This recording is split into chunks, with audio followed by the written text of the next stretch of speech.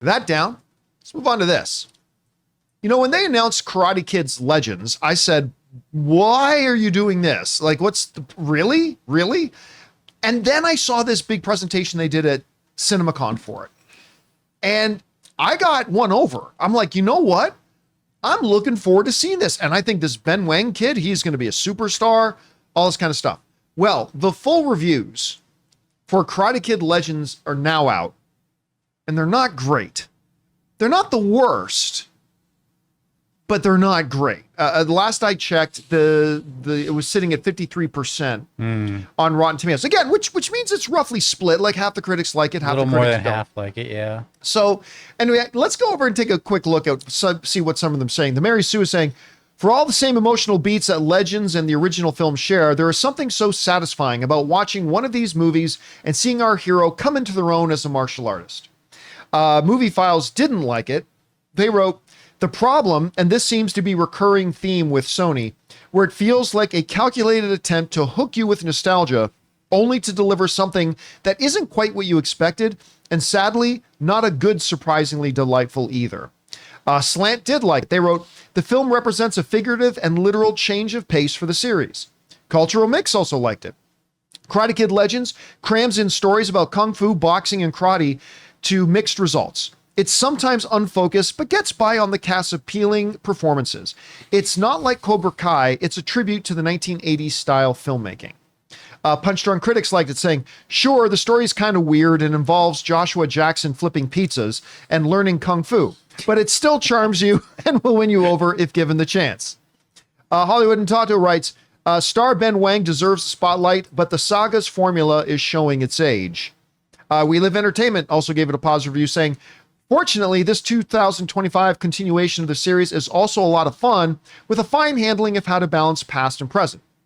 And then there's some not so good ones. The Playlist wrote, it feels too thin too often and missed opportunity when it comes to tapping into the franchise's deeper emotional legacy. Drum Dums writes, Ben Wang is easily the best part of the movie with amazing physical talent and likability, but he's surrounded by a script that feels like a poor imitation of the first movie with very little heart, which is sorely needed to given Wang's talent.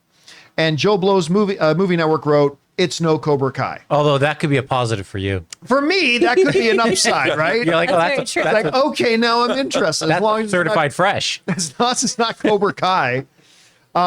Anyway, so, and you know what? Here's the thing. It's about like some of these other movies that come around 50%.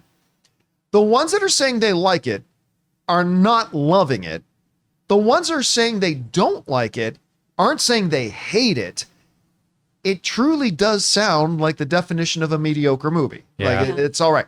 And you know what?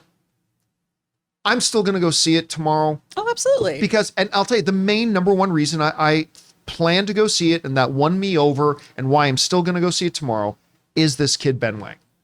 I mean, he won me over at CinemaCon, man. And then we saw him also in the trailer for that The Long Walk. Yes. Coming up, which he also, I can't wait to see him in that. I think this kid is going to be a bona fide superstar. Maybe not this year, maybe not next year, but I think in the next few years, this kid's going to be a huge major superstar. So I'm still going to go see it. And I'm disappointed the reviews aren't better, but I'm just glad they're not terrible. Guys, we want to take a second to thank a sponsor of today's video, Ridge. Hey guys, listen, I love this thing. This is my Ridge wallet, and honestly, I think it's the last wallet I'll probably ever need. I used to carry around this huge, bulky leather beast stuffed with receipts, old cards, and frankly, way too much junk. It messed up my back when I would sit down on it with my back pocket, and since switching to Ridge, game changer. This thing is sleek, compact, holds up to 12 cards plus cash, and it still fits perfectly in my front pocket. I've got the carbon fiber one. It's ridiculously durable and looks amazing. You can choose from over 50 different colors and styles too. And in today's world, this part is key. It's got RFID blocking tech built in so you can keep your info safe from digital thieves. Peace of mind and style? Absolutely. Another added bonus is if you're like me and constantly misplacing your stuff, they even have an AirTag attachment so you can always know where your wallet is. And to make this even better, Ridge gives you free shipping, a 99-day risk-free trial, and a lifetime warranty on all of their products, wallets, key cases, even suitcases. Right now, Ridge is having their huge Memorial Day sale. Get up to 40% off at ridge.com/Campea. That's ridge.com/Campea. And after you buy, tell them our show sent you because it helps a lot. Anyway, Chris, you heard the reviews for this. Where has your anticipation level been for this? And are these reviews surprising you at all? You know, I've been on a bit of a journey with this movie. When it was first announced, it was kind of like learning that a platypus is venomous. Why would you do that? Why would you make that? I don't understand. What creator would make that happen? But then Why do you even know that? I could know so much math or something else, Rob, and instead just useless trivia. I didn't know a platypus was venomous until today. Well, I was today years old. But then these trailers started coming out, and the movie looked really amazing. The latest trailer looked so epic, and I was really excited about this. I'm still definitely going to see it because, you know, I feel like a lot of people are going to...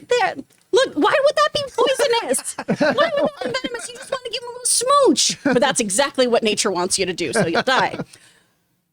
I'm still going to go see this. I think a lot of the people are bringing in their previous baggage with these franchises, with the Last Karate Kid with Jackie Chan, with the, you know, spanning several films with Pat and everything too. And I'm trying to view this as its own entity, even though it's going to be such an homage to the franchise as a whole. And like you, I want to see it mostly for Ben Wang because he is such a tremendous actor and he absolutely is going to be a superstar. He signed on for the next Hunger Games installment too. Right, yeah. I mean, he is just one to watch. And so at the very least, if I get to see him do some really kick-ass karate, I'm going to have a good time.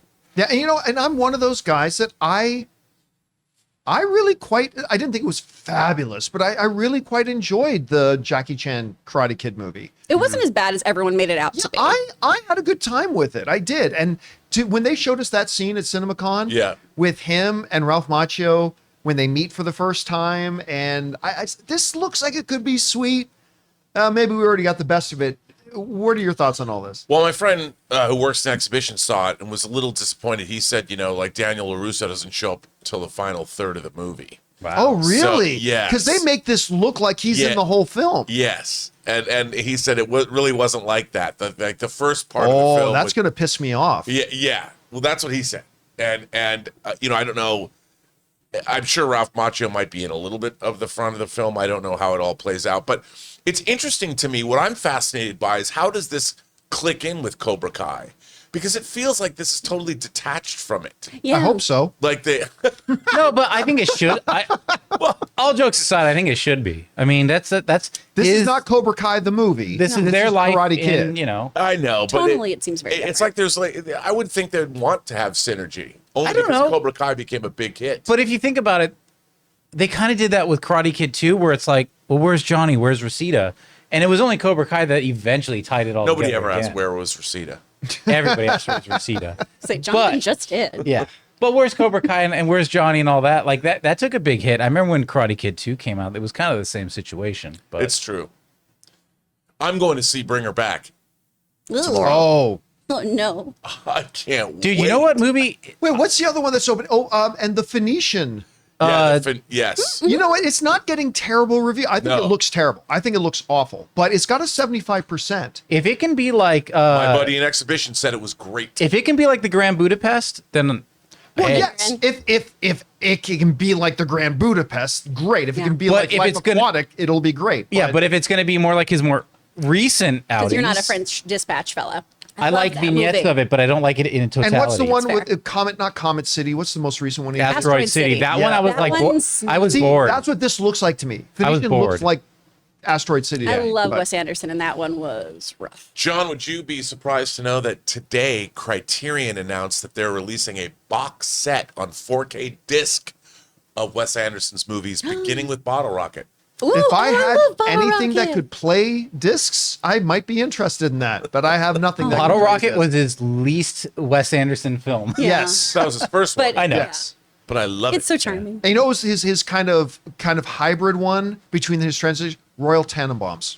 Ooh, Yes. such a That good Royal one. Tannenbaums was kind of that movie that kind of marked his. You could see the transition happening into his Moonrise style. Kingdom was when you knew something had shifted. Yeah. It was like, okay, this is But Karate Kid. This guy's a delightful Karate movie. Kid. Karate Kid, guys. Which has nothing to do with Wes Anderson. It is opening tomorrow, guys. I'm still planning on seeing it. Are you planning on seeing it? What do you think? Are you surprised to hear those reviews? Do you think they're higher than you thought they would have been? Do you think they're lower than you thought they would have been? Whatever you guys think, jump down to the comment section below and let us know your thoughts. thoughts. Hey guys, thanks so much for watching this video. Make sure you like the video, leave a comment, and subscribe to our channel. And don't forget, we have a daily podcast called the John Campea Show podcast, available on Apple Podcasts, Spotify, or your favorite podcasting app of choice. Go and subscribe to it today so it'll be there when you need it.